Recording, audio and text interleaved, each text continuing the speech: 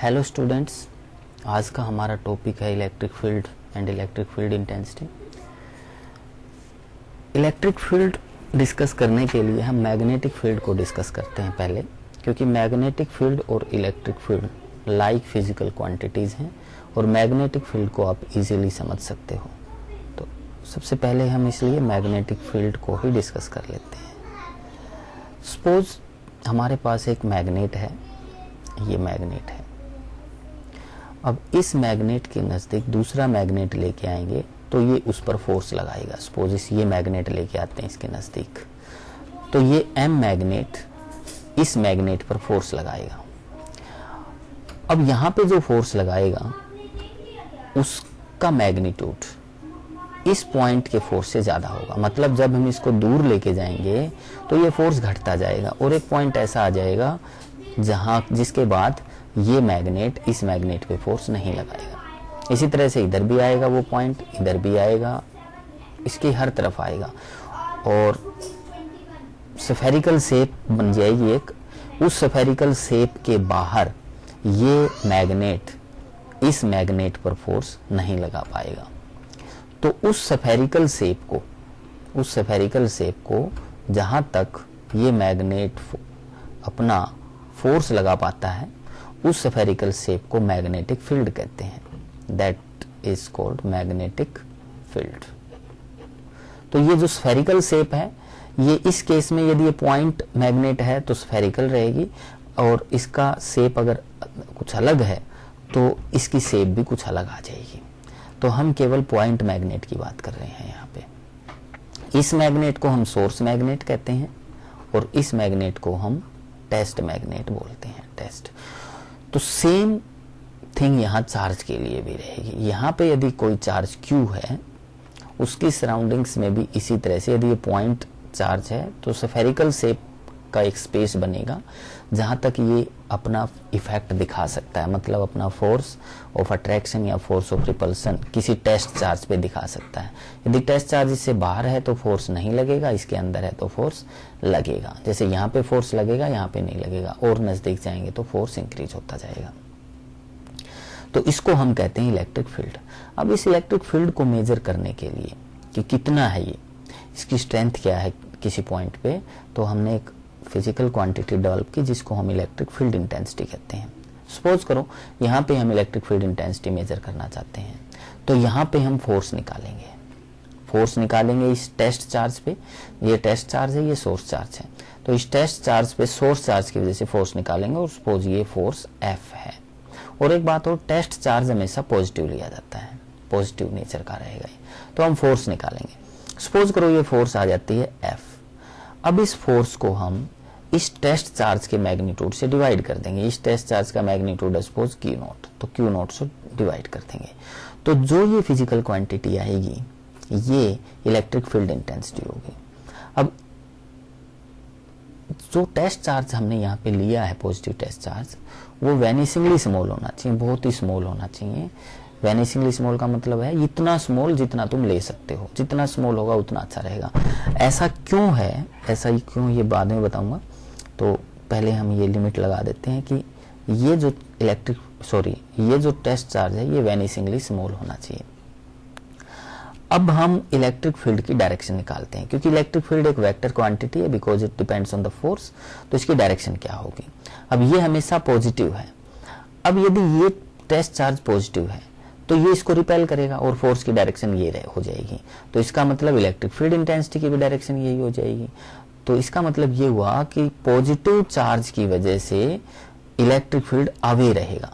Positive charge है, यदि positive charge कौन सा? Source charge.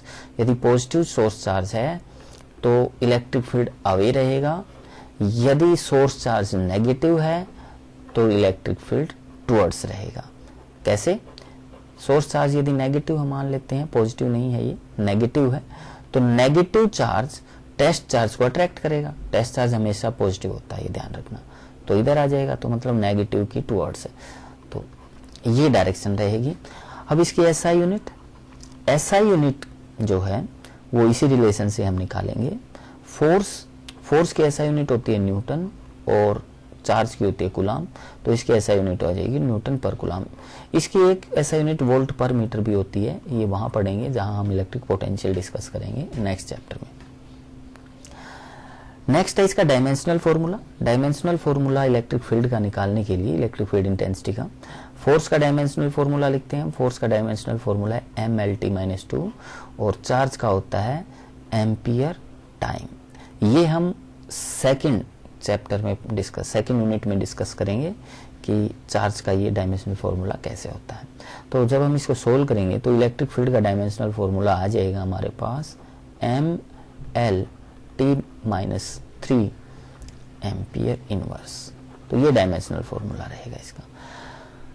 Numerical problem solve करने के लिए हम डायरेक्ट ये रिलेशन यूज करेंगे, electric field is equal to force divided by test charge. तो ये रिलेशन हम यूज करेंगे। अब हम बात करते हैं ये वैनिशिंगली स्मॉल क्यों है, क्यों होना चाहिए वैनिशिंगली स्मॉल। देखो हम इसका इफेक्ट मेजर करना चाहते हैं, केवल इसका इफेक्ट। तो सपोज करो इस टेस्ट चार्ज पर यहां पे ये फोर्स नहीं लगाता, तो इसका मतलब ये हुआ कि यहां तक ही फील्ड है इसका। लेकिन अगर हम इस टेस्ट चार्ज का मैग्नीट्यूड बढ़ा दें, मान लेते हैं इसको इससे भी बड़ा टेस्ट चार्ज ले लें, बड़ा टेस्ट चार्ज ले लें यहाँ पे, तो क्या अब भी ये फोर्स नहीं लगाएगा? नहीं लगाएगा। तुम समझ सकते हो, जैसे यहाँ पे स्मॉल मैग्नेट लिया हमने, यहाँ पे बहुत ही स्मॉल मैग्नेट, इस केस की बात कर लेते हैं। यहाँ पे स्मॉल मैग्नेट लिया है, यहाँ पे एक वेरी स्मॉल टेस्ट मैग्नेट लिया है, तो इसके बाहर हो सकता है इस टेस्ट मैग्नेट पे ये फोर्स ना लगाए। बट यदि हम बहुत बड़ा मैग्नेट ले लें तो क्या फिर भी ये फोर्स नहीं लगाएगा? नहीं लगाएगा। तो इसका मतलब ये हुआ कि इसका इलेक्ट्रिक फील्ड बढ़ गया। लेकिन ये बढ़ा इसकी वजह से या इसकी वजह से? इसकी वजह से बढ़ा है ये। तो हम इसका इफेक्ट नहीं देखना चाहते, हम केवल इसका इफेक्ट देखना चाहते हैं। तो इसलिए हमें ये वैनिशिंगली स्मॉल लेना पड़ेगा। यहाँ पर भी वही इफेक्ट लागू होता है कि इसको वैनिशिंगली स्मॉल लेना पड़ेगा, ताकि हम केवल इसका इफेक्ट मेजर कर सकें, इस टेस्ट चार्ज इसके इलेक्ट्रिक फील्ड को अफेक्ट ना कर पाए। तो इसलिए हमें लेना होता है। इसको ऐसे भी कह सकते हो कि यदि इसका इलेक्ट्रिक फील्ड यहां तक है, तो इसका इलेक्ट्रिक फील्ड यदि इसको इंटरसेक्ट नहीं करेगा, अगर इंटरसेक्ट नहीं करेगा तो यहां पे फोर्स नहीं लगेगा। यदि ये इंटरसेक्ट कर गया इलेक्ट्रिक फील्ड तो ये फोर्स लगाएगा। तो इसको ऐसे भी कह सकते हो कि वैनिशिंगली स्मॉल होना चाहिए test charge, so that there electric field region do not intersect with each other, ऐसे भी इसको बोल सकते हो। तो ये था इलेक्ट्रिक फील्ड और इलेक्ट्रिक फील्ड इंटेंसिटी के बारे में। ये सभी यहाँ पे नोट्स की फॉर्म में भी हैं, आप इनको यहाँ से स्टडी कर सकते हो जितना भी हमने पढ़ा है। अब हम ये नोट्स हैं, आप देख लेना, इनको राइट करना आपने अपनी नोटबुक में और रीड कर लेना है। अगर कोई चीज़ ना समझ में आए तो मेरे से पूछ लेना है।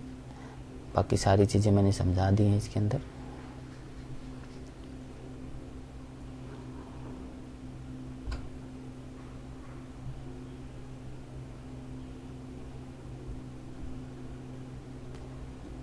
नेक्स्ट वीडियो में हम ये न्यूमेरिकल सोल्व करेंगे जो इस पे डिपेंड है, जिससे यह और भी अच्छी तरह से क्लियर हो जाएगा। Thank you.